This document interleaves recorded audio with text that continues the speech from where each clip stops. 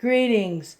This is attorney Della Welch, and the lecture today is about the subject of contempt in family law.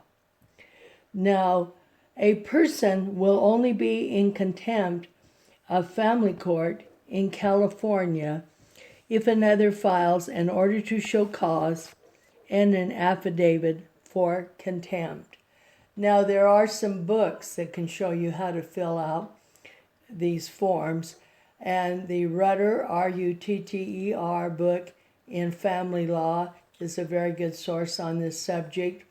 Also, your local courts will have family law self-help clinics that will help you fill out a contempt. This lecture is not designed to substitute for legal advice. Many times there is another remedy which you should use if someone doesn't follow a court order. So after the paperwork, and then the paperwork is served, then there'll be a hearing on the contempt. Contempt is the most serious of all family law orders. This is a case where someone has simply thumbed their nose at a court order. Judges don't like this, where someone thinks they're smarter than the court. So there are very serious penalties if the person is found guilty. It's $1,000 and up to 5 days in jail. So there'd be like $1,000 fine for each contempt, and up to 5 days in jail, and up to 120 hours for community service, and that would be for the first and second contempt, and then about 240 hours for the third contempt.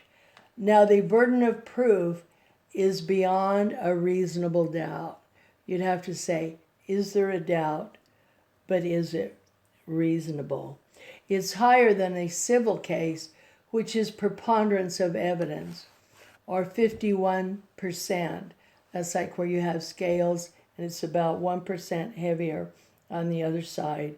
Then you've met your burden of proof.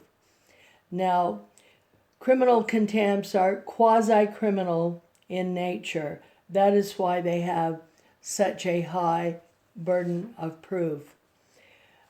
But if someone, for example, is not complying with a child visitation order, then this is something that you may want to consider.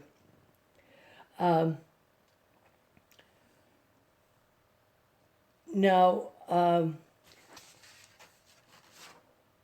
purpose here is punishment.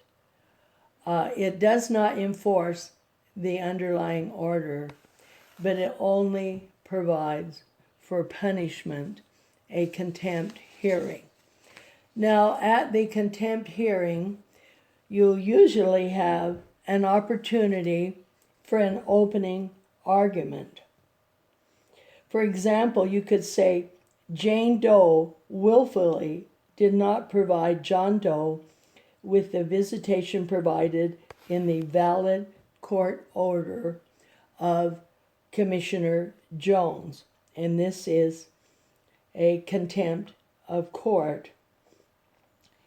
And you can indicate Jane Doe cannot continually violate the valid court order, and you usually state various counts.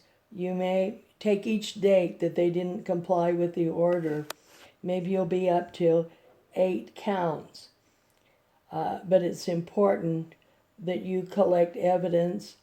You have your testimony. There might be text messages. There might be police reports documenting the visitation. You may want to buy some gum in the area to show you were in the area to get the child visitation. Maybe you'll want to take a iPhone video of the door closed and Jane Doe willfully not complying with a valid court order. So usually they are present in court when the valid court order was made. Maybe the person complied with the order for a few months, and then all of a sudden, without explanation, they stop complying with the order. Well, if it happens one time, you might understand that. But if it happens over and over again, there's a pattern. It's not accidental. It's not an accident. This is disruptive to the court. The court cannot continue to have Mrs. Jane Doe willfully dishonor the valid court order. And in the opening argument, what you may want to do is stress that Mrs. Doe did not comply with the visitation order and that she's not acting reasonable, and she's continued not to make the children available after initially complying with the order, and indicate you have sufficient evidence to go forward to prove your contempt today. So we look at the opening arguments, and then next,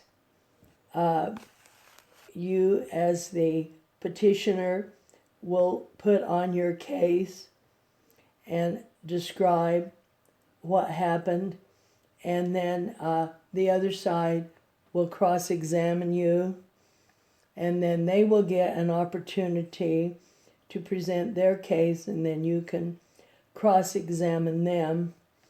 Then we get to closing arguments. Contempt requires an intentional act to thumb their nose at a judge's order. The petitioner will go through each count specifically and address each fact to support each account of contempt. The petitioner must show that the respondent willfully thwarted the visitation of the petitioner with the children. She was intentionally doing this. Mrs. Doe understood the visitation schedule and thwarted it. Usually then, after the closing argument, the judge gives a tentative ruling and explains those counts. Suppose you had 8 counts and the judge found persuasive 4 of the counts, that she plans to find the respondent in contempt and why. And because of the Fifth Amendment, she doesn't need to participate in the case in chief, but once the judge is saying she's going to order, or he's going to order certain counts of contempt, at that point, the respondent has a chance to present her side of the case. Mrs. Doe can present her side and explain why she did this. And then the other side can cross-examine Mrs. Doe. And then the other side presents their witness, and there's cross-examination. And then each side has the opportunity to make a closing argument. The judge will then make his or her final ruling on the contempt. If there is no finding of contempt, the judge will dismiss the case and release the respondent from the contempt charge. However, if there is a finding of contempt, then there is a 6-day waiting period for the sentencing. But that can be waived. It's often waived so the respondent finds out the punishment that day.